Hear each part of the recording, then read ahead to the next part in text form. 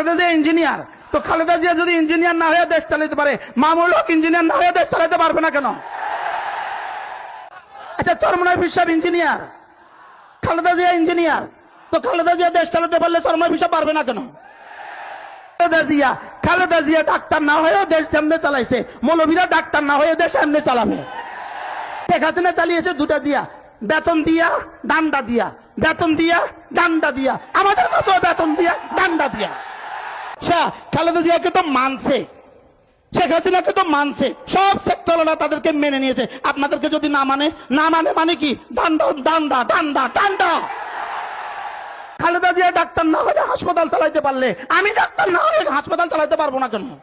এখন নতুন করে আমাদের উপর প্রশ্ন তোলে, আচ্ছা যদি ইসলামী হুকুমত কায়েম হয়, আগামী নির্বাচনের পরে যদি বাংলাদেশে ইসলামী হুকুমত কায়েম হয়, ইসলামীরা যদি বাংলাদেশের ক্ষমতা আসে, এরা মেডিকেল চালাবে কিভাবে? প্রশ্ন প্রশ্ন এরা মেডিকেল চালাবে কিভাবে? এরা ইঞ্জিনিয়ারিং সেক্টর চালাবে কিভাবে? এরা ব্যবসার সেক্টর চালাবে কিভাবে? এরা ব্যাংকিং সেক্টর চালাবে কিভাবে? এরা ফ্যাক্টরিগুলো চালাবে কিভাবে? এই প্রশ্ন আসে না আসে না? এই প্রশ্ন হয় না হয় না? আমি এর জবাবে আগে একটা আকলি জবাব দেই, আকলি জবাব দেই, আকলি আকলি। এরা চালাবে কিভাবে? এরা তো ডাক্তারই জানে না, এরা চালাবে কিভাবে? এরা তো ইঞ্জিনিয়ার না, এরা চালাবে কিভাবে? আমি বলবো, আমি একটা আকলি জবাব দিব, খালেদা জিয়া ডাক্তার না হয়েও দেশ এমনি চালাইছে, মৌলভীরা ডাক্তার না হয়ে দেশ এমনি চালাবে। কি ভাই?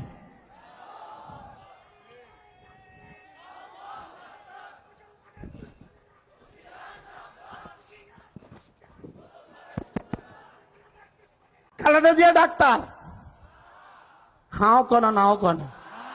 তো ডাক্তারি সেকশনটা পুরোটা চলছে না বলেন?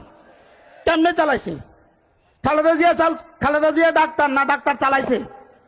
তো খালেদা জিয়া ডাক্তার না হলে হাসপাতাল চালাইতে পারলে, আমি ডাক্তার না হলে হাসপাতাল চালাইতে পারবো না কেন? আচ্ছা, এবার খালেদা জিয়া ইঞ্জিনিয়ার, হ্যাঁ খালেদা জিয়া ইঞ্জিনিয়ার, তো খালেদা জিয়া যদি ইঞ্জিনিয়ার না হয়ে দেশ চালাতে পারে, মামুনুল হক ইঞ্জিনিয়ার না হয়ে দেশ চালাতে পারবে না কেন? কি ভাই?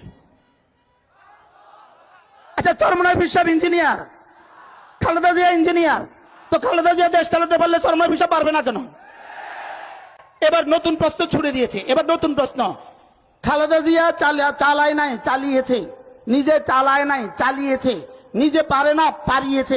আপনারা তো পারেন না, পারবেন না, আমরা পারবো না কেন? প্রশ্ন, খালেদা জিয়া চালিয়েছে কি দিয়া? খালেদা জিয়া চালিয়েছে দুটা দিয়া, শেখ হাসিনা চালিয়েছে দুটা দিয়া, বেতন দিয়া ডান্ডা দিয়া, বেতন দিয়া ডান্ডা দিয়া, আমাদের কাছেও বেতন দিয়া ডান্ডা দিয়া। কি ভাই, সহজ না কঠিন বিষয়টা? বলেন বলেন, কি দিয়া চলবে? বলেন কি দিয়া? জোরে বলেন। বেতন দিয়া আর কি দিয়া? তো বেতন দিয়া ডান্ডা দিয়া খালেদা জিয়া চালাইতে পারলে আমরা পারবো না কেন? প্রশ্ন, বেতন দিবেন কোত্থেকে?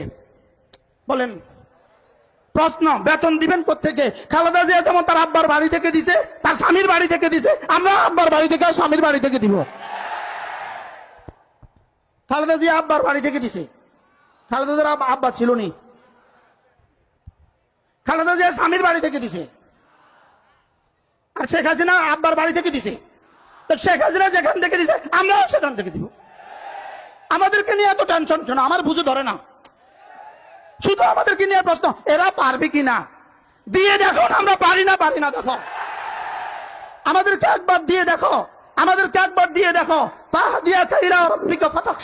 যাদের সিনায় রব্বে কারীমের ইলম আছে, যাদের কলিজা আল্লাহ তাআলার ভয় আছে, এরা পারবে তো কেমন পারবে? এরা ইনশাআল্লাহ বাঁশের রডের পরিবর্তে আর বাঁশ দিবে না। এরা একবার রাস্তা বানাবে, 20 বছর আর রাস্তা ভাঙবে না। কি ভাই, এবার কি টাকা বাড়বে না কমবে? এখন এক রাস্তা বানাইতে হয় 2 বছরে একবার, 4 বছরে 2 বার, 3 বছরে 6 বার, এভাবে রাস্তা বানাইতে হয়। আমরা একবার বানাবো, 20 বছরের গ্যারান্টি, টাকা সব বাড়বে, সব তোমাদেরকে বন্টন করে দিয়ে দিব। কি হয়, আমি মনে হয় বুঝাইতে পারি নাই।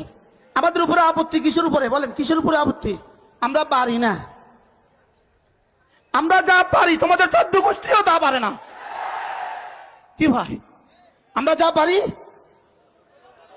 ওলামায়ে কেরাম যা পারে যদি পারে শব্দ বলতে হয় তো উলামা ইকরামেই পারে এটা বলতে হবে। যদি কি বলতে হয়, হ্যাঁ উলামা ইকরাম পারে নাকি, উলামা ইকরাম পারে না মিথ্যা বলতে পারে না, উলামা ইকরাম পারে নাকি, উলামা ইকরাম দুর্নীতি করতে পারে না, উলামা ইকরাম পারে নাকি চুরি করতে পারবে না, ডাকাতি করতে পারবে না, দেশের টাকায় বিদেশে বাড়ি বানাতে পারবে না, দেশের টাকায় বিদেশে বাড়ি বানাতে পারবে না। উলামা ইকরাম পারে নাকি, উলামা ইকরাম পারে নাকি ভোট চুরি করতে পারবে না, উলামা ইকরাম পারে নাকি দিনের ভোট রাতে দিতে পারবে না, উলামা ইকরাম পারে নাকি দুর্নীতি করতে পারবে না। কি ভাই, কারণ কলিজায় রব্বে করিম সিফাত দিয়ে দিয়েছেন, আমার আমার আমার আমার রবের সিফাত, আমার রবের ইলম তার কলিজায় আছে, আর ফাতাখশা খাশিয়তে ইলাহি তার কলিজায় আছে।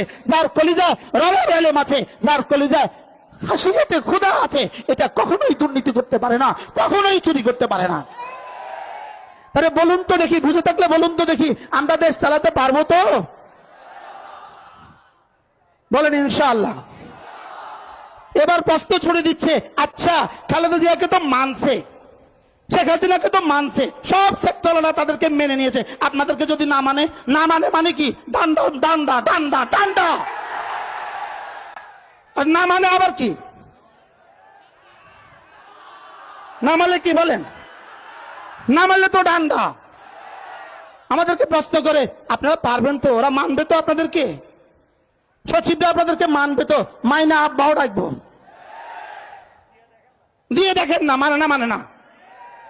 কি ভাই, হযরত মূসা আলাইহিস সালাম ফেরাউনের কাছে গিয়ে কি বললেন, তুমি কি চাও আমি তোমাকে তাজকিয়া করে দিব? সুবহানাল্লাহ।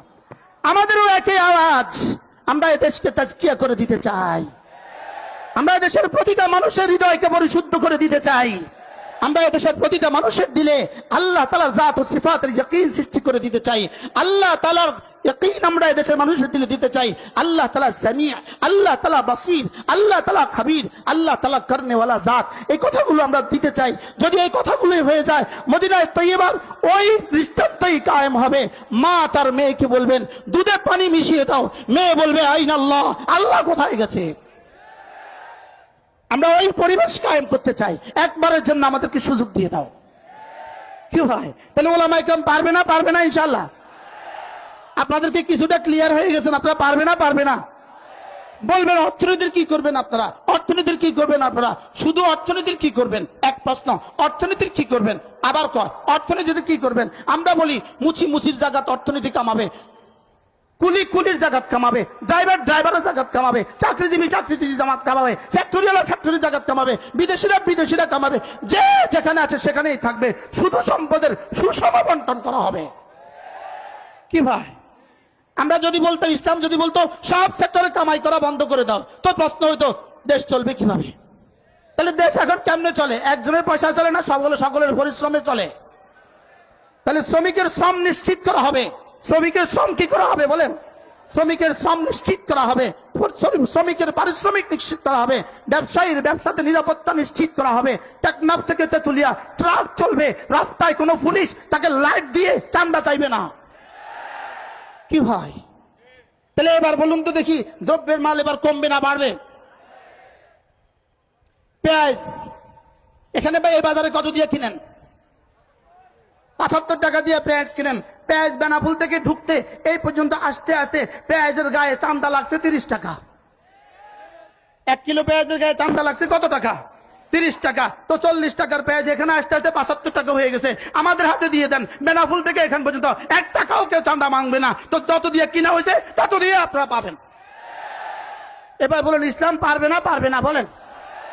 আমি আপনাদেরকে ইসলামে পারার সুষম বন্টনের একটা চিত্র তুলে ধরলাম, চিত্র। কিন্তু এই সময় আমার নাই, আমাকে বেঁধে দেয়, সময় বেঁধে দেয়, না হুজুর এগুলো বলা যাবে না, আপনি বলবেন আপনার রাস্তায়। হযরত মূসা আলাইহিস সালাম ফিরআউনের কাছে গিয়ে কি বললেন? আমি কি তোমাকে আত্মশুদ্ধি করে দিব না? আমি কি তোমাকে আত্মশুদ্ধি করে দিব না?